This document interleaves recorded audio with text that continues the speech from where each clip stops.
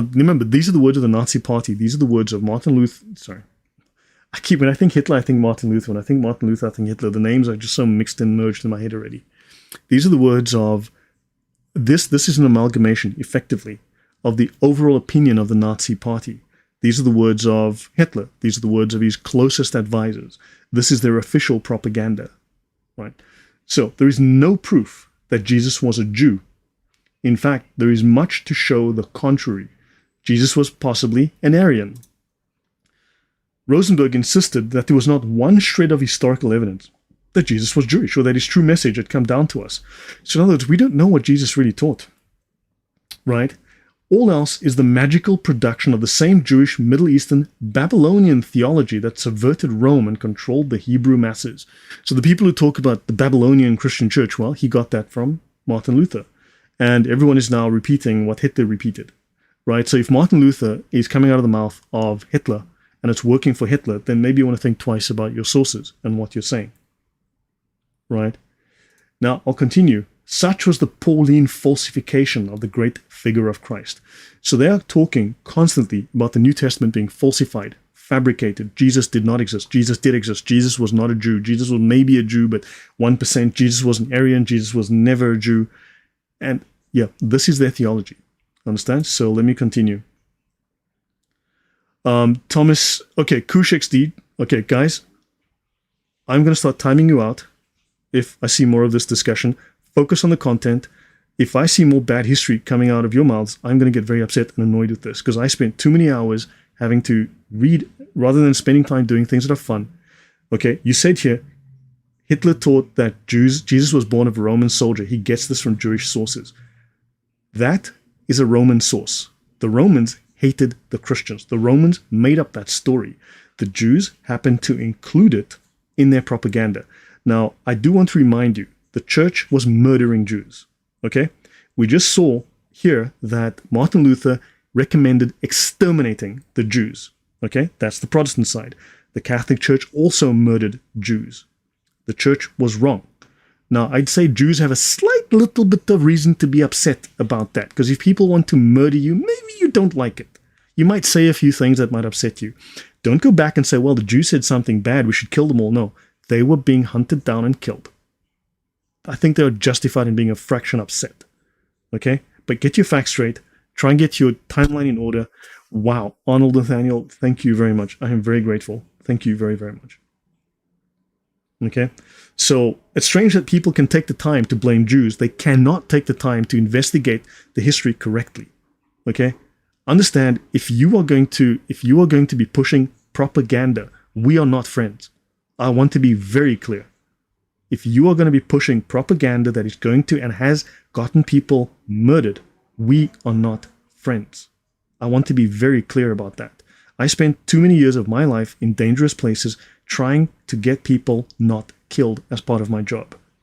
Okay, if you're going to contribute to the deaths of people or to an ideology that seeks the death of people or promoting ideas that led to the death of people, our relationship ends here. I ban you and we never talk again. I want to be very clear about that. Ideas have consequences. I've been to places where crappy ideas had very bad consequences. Paulus, wow, thank you very, very much. I'm really grateful. Thank you. Okay, so Rosenberg backed. Okay, so let me just continue, finish the sentence. I'll go another 5 minutes. Rosenberg sympathized and identified with Talat Pasha and the Committee of Union and Progress that executed the Armenian genocide, claiming there was a deliberately Jewish policy which had always protected the Armenians. So now they're blaming the victims, basically. And that during the World War, the Armenians have led the espionage against the Turks, similar to the Jews against Germany. So they deserve to die. They deserve to die. That, understand, the Talat, these are Muslims. Now you've got the Nazis siding with the Turks and the Muslims. Rosenberg backed the neo-pagan German faith movement, which rejected the Judeo-Christian conception of God. So he backed a neo-pagan movement. Nicodemus Serpico says, I couldn't agree more with that sentiment, which is why I excuse no one, regardless of how mass media protects them for their fascism.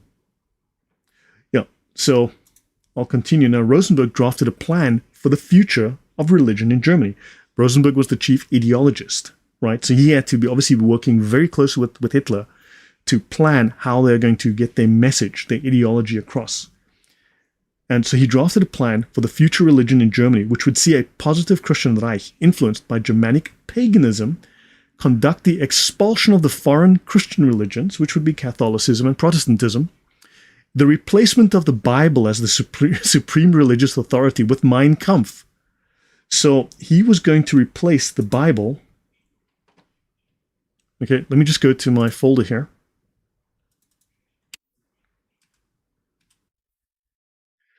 So the Nazis were intending to replace the Bible with Mein Kampf.